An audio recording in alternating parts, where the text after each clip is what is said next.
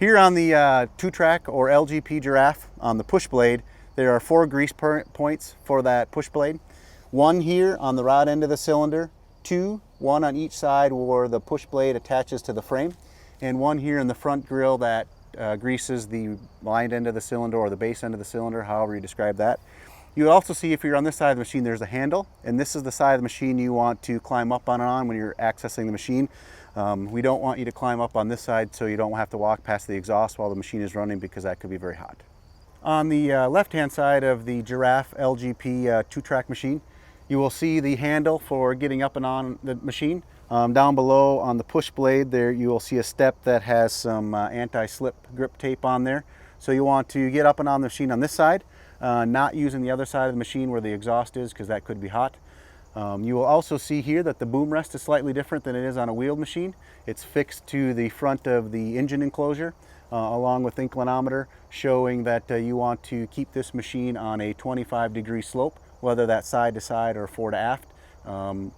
25 degrees is the max recommendation to run the machine. As we move back on the LGP Jarraff machine, you will, as you open the compartment door, you will see that's a little bit different in here compared to a wheeled machine. There are 2 propel pumps, 1 that is for each track.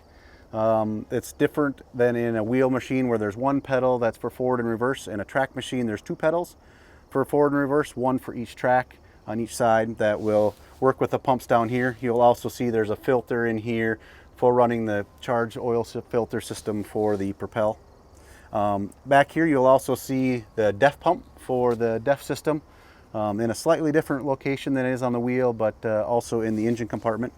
But as far as the air cleaner and fuse panel and those things, that would be exactly the same as you would see in a wheeled machine.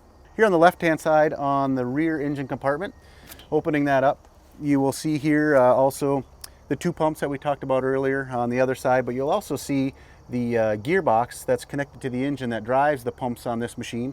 You'll want to refer to your operator maintenance manual on how often that should be checked, and also changing the oil in there. There's a dipstick and a plug to drain that out and do the maintenance on the gearbox. On the LGP, the track and undercarriage system, we'll talk a little bit about some of the things that we need to inspect while we're working here. On the idlers and bogies, you will see that there's a plug in the middle of each hub. We want to ensure that the oil level is at that plug, and check that per the maintenance manual on the hours that should be done. In the middle between here, you also see the track tensioning cylinder. This cylinder is used to tension the track.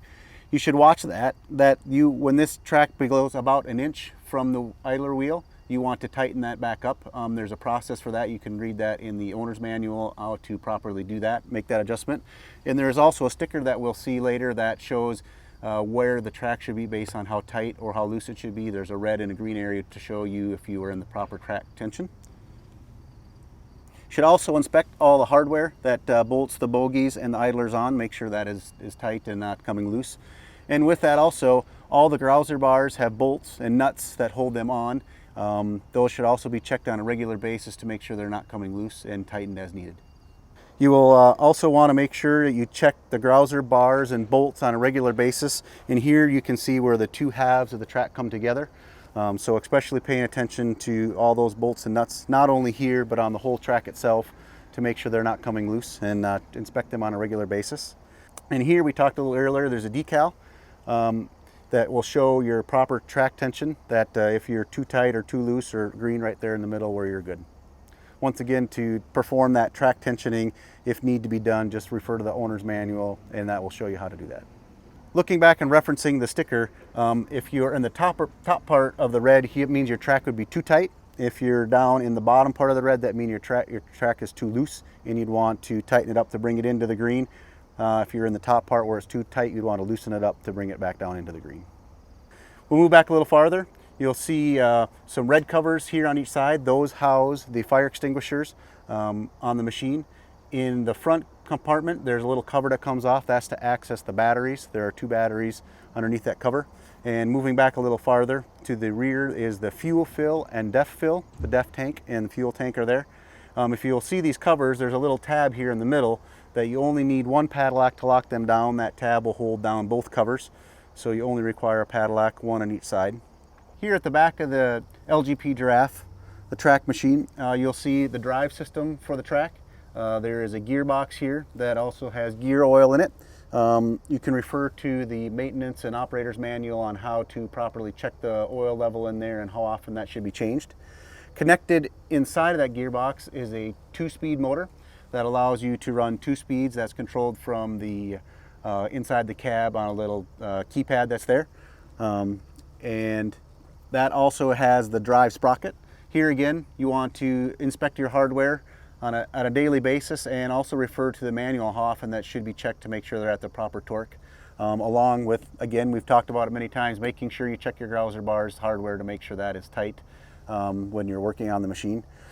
Up on top, you will see a grease bank. This grease bank feeds the walking beams and axles that require grease, and also should be followed per the maintenance schedule to make sure you properly grease them. One thing to note, that these will take a lot of grease because the way that the machine is put together, so you do not want to over grease them. Just follow how much grease is required per the maintenance manual. Here at the rear of the Jarraff LGP 2-track machine, you'll see the winch. The winch operation is the same whether it's between the wheeled machine or a track machine. But you'll also see here at the back there's integrated tie downs or pulls if you needed to hook onto this and pull here. At the front of the machine there's also integrated tie downs that you'll see by the push blade and by the step to be used to get onto the machine.